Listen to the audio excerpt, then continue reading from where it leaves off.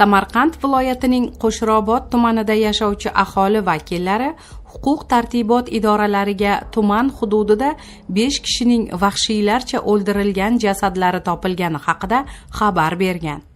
Kun.uz manbalarining xabar qilishicha, o'ldirilganlarning barchasi bir oila a'zolari bo'lib, er-xotin, ularning 2 o'g'li va qizi Ishtixon tumanining Chumqurg'on mahallasida istiqomat qilib kelishgan.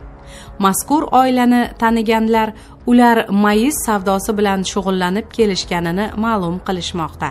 Voqea guvohlari ularning barchasining boshiga tumtoq va og'ir predmet bilan urib o'ldirilganini aytishmoqda.